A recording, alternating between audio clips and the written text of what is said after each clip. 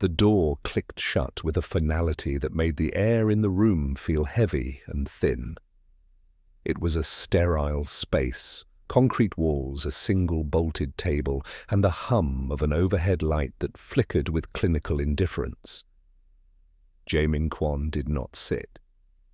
He stood by the door, his tailored suit jacket slightly rumpled from the chaos, a stark contrast to his usual porcelain-sharp composure.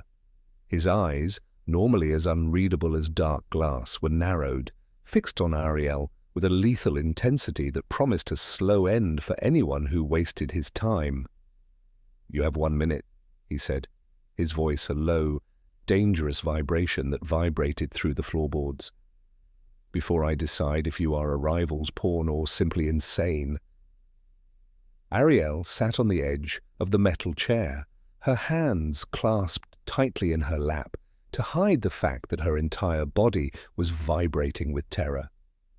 She could still feel the phantom pressure of his lips on hers, a move of pure, desperate madness that had frozen the most powerful men in the city. She looked up, meeting his gaze not with the submission he expected from an employee, but with the raw clarity of a woman who had already accepted her own death. "The contract?" she whispered, her voice gaining strength as she spoke. "If you had signed it, the men in that room wouldn't have cheered. They would have drawn their weapons. The ink was the signal." Jae-min took a step forward, the movement fluid and predatory. He placed his hands on the table, leaning into her space until she could smell the faint scent of cedar and the metallic tang of the adrenaline rolling off him. "My wife vetted that deal for months," he hissed, his face inches from hers, searching for a flicker of a lie. "You are an observer, Ariel, a shadow in my hallway. You expect me to believe you found a leak that my own blood missed." "I didn't find a leak, Jae-min. I found a betrayal," she countered, her hand instinctively reaching toward his chest, as if to anchor him, mirroring her grip from the gala. "I didn't kiss you because I wanted you. I didn't do it for a headline or a payout." She took a jagged breath, her eyes locking onto his with a fierce, terrifying honesty. "I kissed you because she wanted you dead, and in this house a kiss was the only noise loud enough to stop a silent execution." The silence that followed was deafening. Jae-min didn't pull away. For the first time, the calculated strategist looked unsettled, his emotional armor pierced by the one person he had never thought to guard against. Jae-min didn't move for a long time, his shadow stretching long and jagged across the concrete floor. The weight of Ariel's confession hung in the air, a truth so heavy it seemed to physically push back against his skepticism. Without a word, he turned on his heel and walked toward the corner of the room, where a sleek, black monitor was embedded into the wall.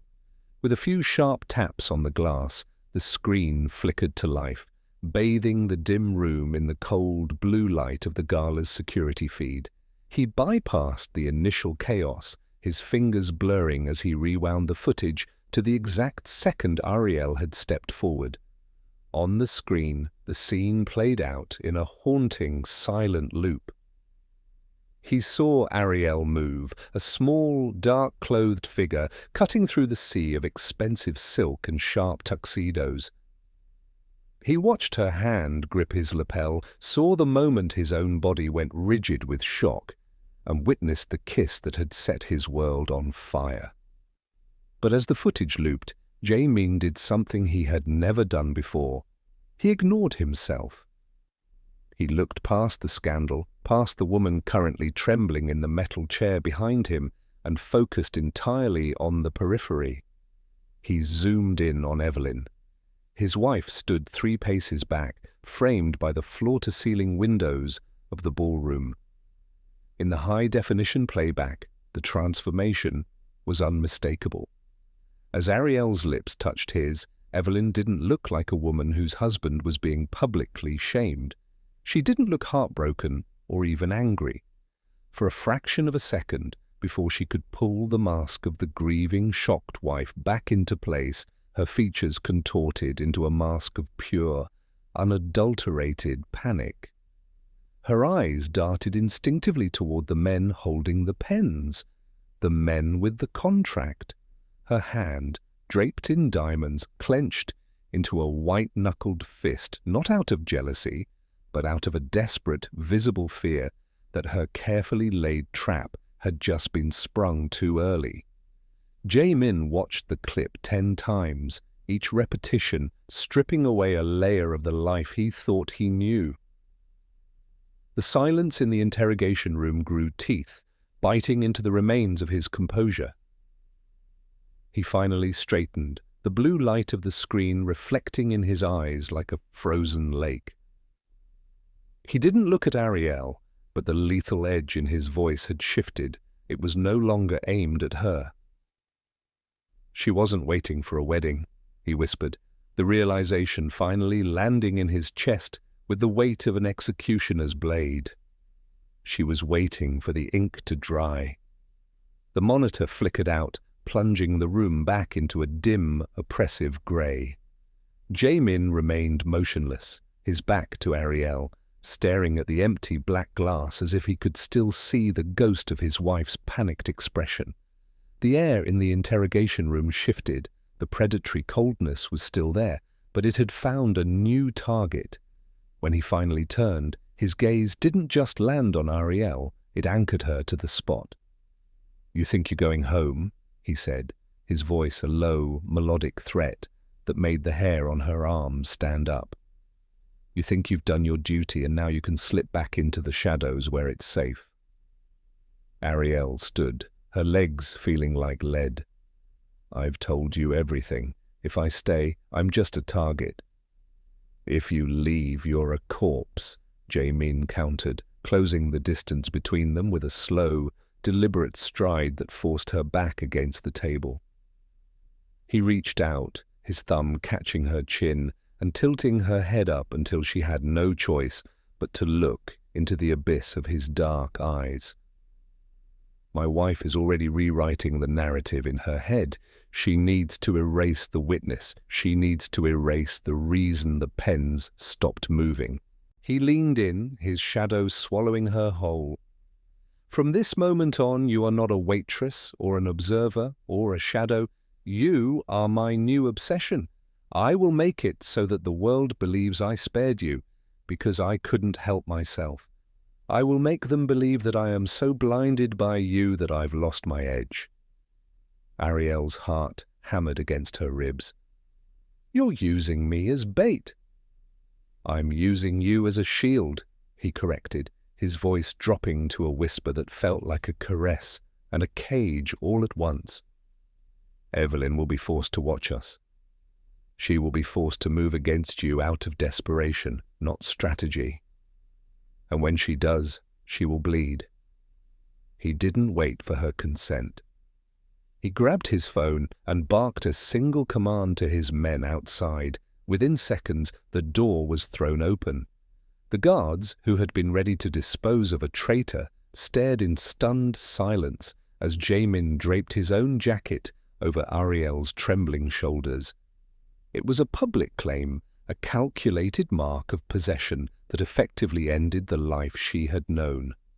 As they walked out of the cold room and into the opulence of the main hall, Ariel felt Evelyn's eyes burning into her from across the foyer. Jae-min didn't look at his wife. Instead, he pulled Ariel closer, his hand firm at the small of her back. The trap was set, but as Ariel looked at the man beside her, she wondered if she was the hunter's partner or the lamb being led to the slaughter. The penthouse was a cathedral of glass and shadow, overlooking a city that never realized it was being ruled from the clouds. Inside, the silence was heavy, broken only by the rhythmic click of a designer watch being unfastened. Jae-min sat at the long marble dining table. The sprawling feast between them remains untouched. He looked tired, not the exhaustion of a man who worked, but the fatigue of a man who constantly performed. Ariel moved through the kitchen with a quiet, practiced grace that didn't belong to a guest. She bypassed the expensive wine and the cooling delicacies, instead placing a simple, steaming mug in front of him. Black, 2 shots of espresso, no sugar, served at exactly 175 degrees, so you can drink it while you review the overnight ledgers, she said softly. Jamin froze, his hand hovering over the ceramic. He looked up, his dark eyes narrowing as if trying to solve a puzzle he hadn't noticed was missing a piece. "I never told you that." "You never had to," Ariel replied, taking the seat opposite him, but keeping enough distance to honor his invisible walls. "I've worked in your periphery for 3 years, Jamin. I've watched you walk into rooms and decide who was a threat before they even opened their mouths. I've seen the way you adjust your cufflink when a deal is turning sour, and how you go perfectly still, not out of calm, but out of a need to disappear when the world gets too loud." She leaned forward, the soft light of the city reflecting in her eyes. "You think you're invisible because you're powerful, but power just makes people look at you. It doesn't mean they see you." Jamin took a slow sip of the coffee, the warmth seemingly thawing a fraction of the ice around his heart. For a second, the mask slipped. The ruthless strategist disappeared, replaced by a man who realized he was no longer a mystery. It was a terrifying kind of intimacy, to be known by someone you had never bothered to name. "And what else have you seen, Shadow?" he asked, his voice losing its serrated edge. "I've seen how lonely it is," she whispered. "To be surrounded by 100 people who would die for you, yet having no one you can actually talk to. You live in a palace of silence, Jamin. I just learned how to speak the language." He didn't pull away this time. Instead, he studied her as if seeing her for the very first time, not as bait, not as a witness, but as a mirror. The silence between them shifted, no longer a vacuum of suspicion, but a shared breath in a world that wanted them both dead. The peace of the penthouse was shattered the following morning by the cold, rhythmic clicking of heels against the marble. Evelyn did not enter like a woman defeated. She arrived like a queen reclaiming a throne. Behind her, 3 of Jamin's highest-ranking lieutenants stood with their jaws set, their eyes fixed on Ariel with a new-found, sharpened hostility. "It's a pity, Jamin," Evelyn began, her voice smooth as silk but laced with a lethal venom. "To think you traded years of loyalty for a momentary distraction." She tossed a heavy, velvet-lined box onto the table. It was empty. The Blue Dragon ledger, the digital drive containing every offshore coordinate we own. It was in the safe last night. This morning, it was found in the servants' quarters, tucked under a mattress that hasn't been slept in. The air in the room curdled. In the Mafia, theft was not a crime of greed, it was an act of war. The lieutenants shifted, their hands hovering near the waistbands of their slacks.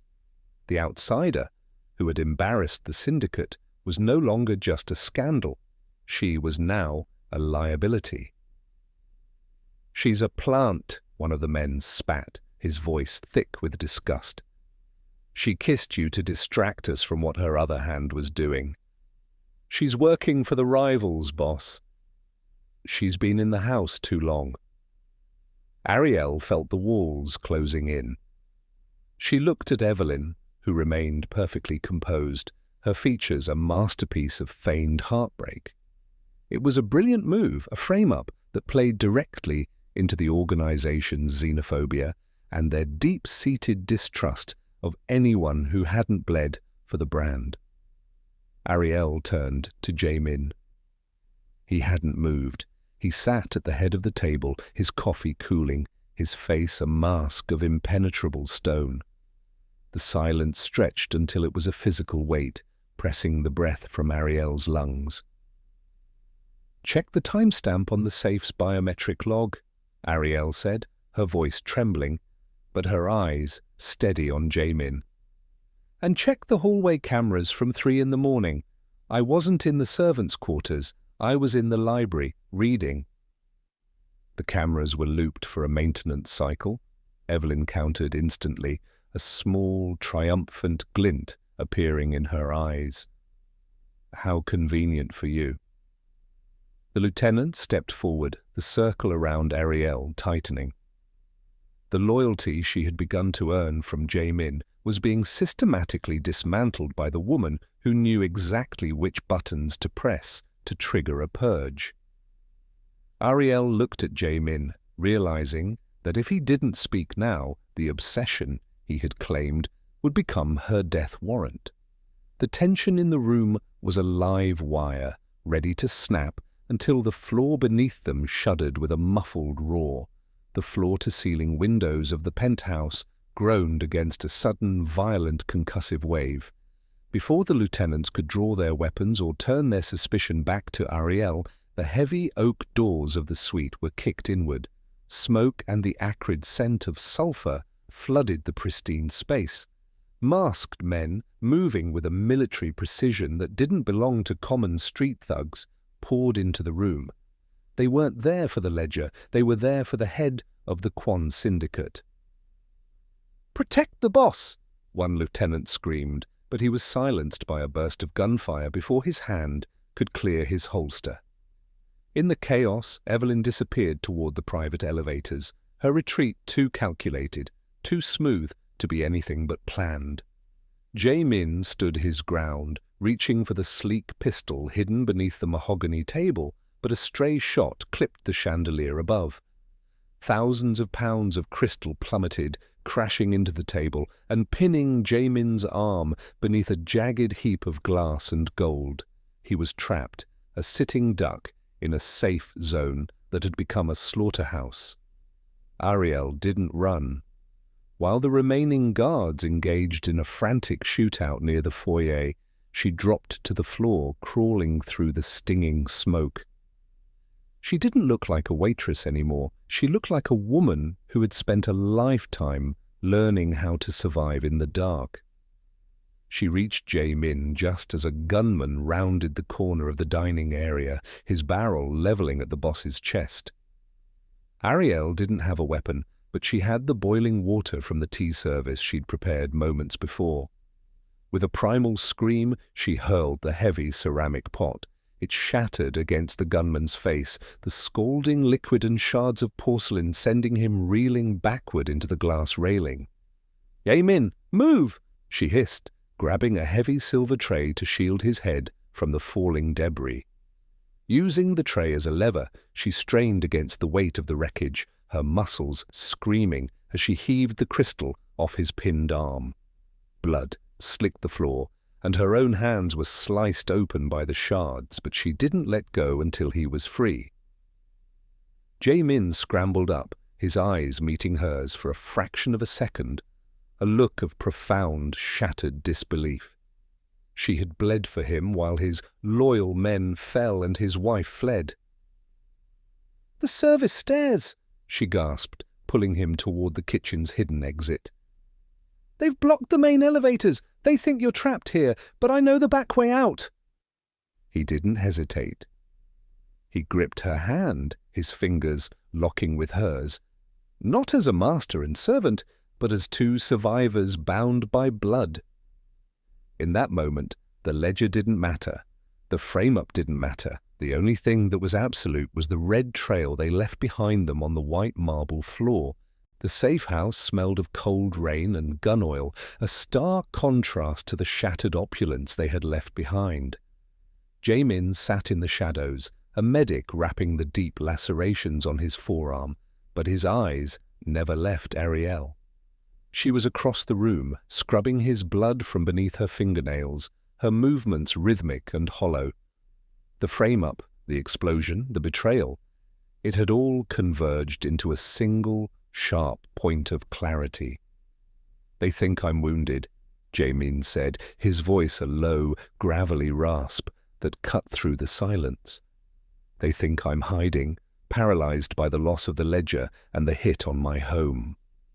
Ariel looked up, her face pale, but her gaze unbroken. "Evelyn is with them. She has to be. She wouldn't have run toward the elevators unless she knew exactly who was coming up them." "Exactly," Jamin replied, a ghost of a predatory smile touching his lips. "She thinks she's won. She thinks I'll crawl to the secondary signing tonight just to beg for peace. So we're going to give her exactly what she wants. We're going to show up to that lion's den, and we're going to give them the show of a lifetime." He stood, dismissing the medic, with a sharp nod. He walked toward Ariel, stopping only when he was close enough to see the flickers of light in her weary eyes. "But I'm not going as a defeated man, and I'm not going with a guard." He reached out, his fingers tracing the bandage on her palm, a mark of the loyalty she'd bled for. "You are my date tonight, Ariel, not a shadow, not a witness. You will wear the diamonds my wife thinks she's earned, and you will sit at my right hand." "They'll kill us both the moment we walk in," she whispered, though she didn't pull away. "They'll try," Yamin corrected. "But they're expecting a man blinded by his new obsession. They expect me to be weak, distracted by the girl who ruined their plan. They don't realize that the kiss was just the beginning of their end." By the time they reached the darkened industrial docks where the meeting was set, the atmosphere was thick with the scent of salt water and impending violence.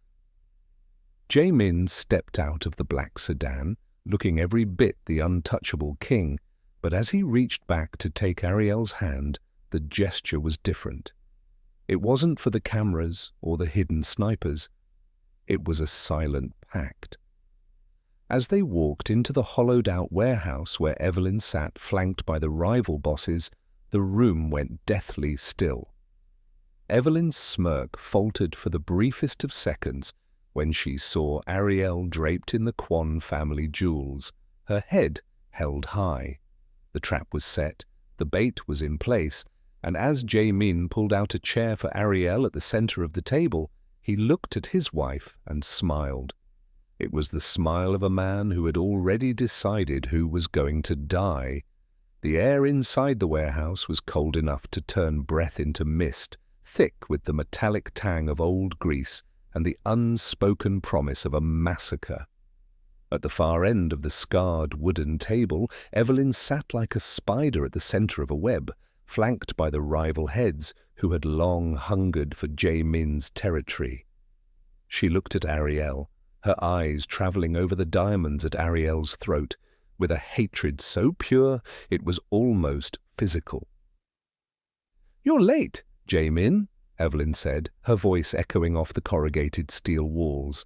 "And you've brought a guest who clearly doesn't understand the dress code for a funeral." Jamin didn't flinch. He sat, resting his bandaged arm on the table with a casualness that made the rival bosses shift their weight. He leaned forward into the pool of light, his face a masterpiece of cold, lethal calculation. "I thought it only fair that the woman who saved my life should see how I deal with the woman who tried to take it." Evelyn laughed, a sharp, brittle sound. "Saved you? She's the reason the Blue Dragon ledger is in the hands of the men sitting to my left. She's the reason your empire is currently a ghost town." "The ledger," Jamin repeated softly, a predatory glint appearing in his eyes. He reached into his inner pocket and pulled out a small, encrypted drive, sliding it onto the table. "You mean this one? The one Ariel secured while you were busy trying to frame her?" "The one you gave your partners is a decoy, a digital Trojan that is, at this very moment, erasing every offshore account your friends possess." The room plunged into a terrifying, pressurized silence. One of the rival bosses grabbed his tablet, his face draining of color as he watched his net worth vanish in real time. He turned a murderous gaze toward Evelyn, who finally lost her composure, her mouth falling open in a silent scream of realization. "You were always so focused on my blind spots, Evelyn," Jae-min whispered, his voice vibrating with a dangerous power. "You forgot that I have eyes everywhere, including the shadow you ignored." The rivals drew their weapons, but they were too late. Red laser dots appeared on their chests. Jae-min's snipers, hidden in the rafters, had been waiting for the signal. The sound of dozens of safeties clicking off filled the room like a swarm of hornets. "Kill them," Evelyn hissed, her voice cracking, as she realized the trap had closed around her. "Jae-min, kill them all! Don't be a coward!" Jae-min looked at the gun in his hand, then at the rivals who were one breath away from death. Finally, he looked at Ariel.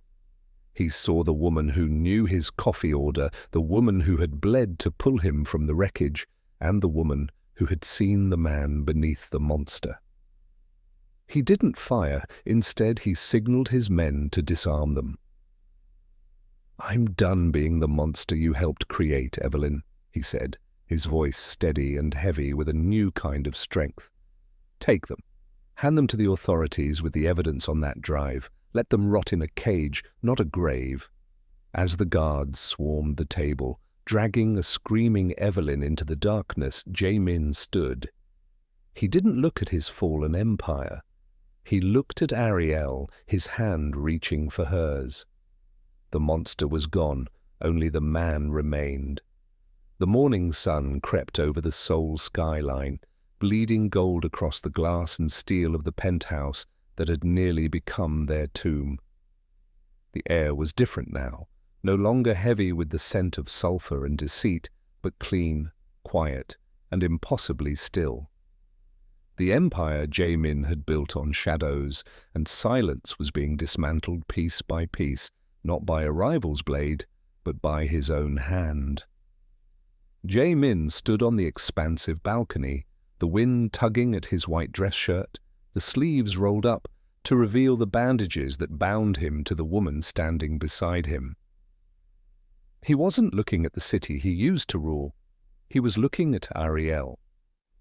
In the soft, early light, the diamonds she still wore seemed like an anchor rather than a burden. "The police have the drive," he said, his voice devoid of its usual serrated edge. "Evelyn and the others won't be coming back. The deal is dead, and the organization is being liquidated into legitimate holdings. There is no more monster to fear, Ariel." He turned to her, his expression more vulnerable than she had ever seen it. From the pocket of his trousers, he pulled out 2 items and placed them on the railing between them. One was a private plane ticket to a destination of her choice, a clean slate, a life where no one knew her name or the blood she had walked through to save a king. The other was a heavy obsidian signet ring, the seal of the Kwon estate, representing a seat at the head of a new kind of table. "You saved my life because you couldn't live with doing nothing," Jae-min whispered, stepping into her space until the scent of cedar and morning air enveloped her. "You showed me that power doesn't have to be a cage. So now I'm giving you back the choice I took from you at the gala." He gestured to the ticket. "You can leave. You can take enough wealth to never look over your shoulder again. You can finally disappear just like you wanted." He then touched the ring, his fingers lingering near hers. "Or you can stay. You can help me build something that doesn't require us to hide. But if you stay, it's not as a shadow or an obsession, it's as my equal." Ariel looked at the ticket, the safety she had prayed for during the years of being invisible. Then she looked at the ring and finally at the man who had stopped counting his steps when he was with her. She realized then that she wasn't the girl who needed to run anymore. With a steady hand, she picked up the plane ticket and let the wind catch it. They both watched as it spiraled down toward the city streets, a white speck vanishing into the light. Ariel then reached for the ring and pressed it into Jae-min's palm, closing his fingers around it and her own. "I'm done hiding, Jae-min," she said, her voice a vow that echoed in the silence. "I choose the table." He pulled her into his chest, his forehead resting against hers. For the first time, the silence wasn't a warning, it was a promise. The empire had fallen, but as the sun rose fully over the horizon, they weren't survivors anymore. They were finally truly alive.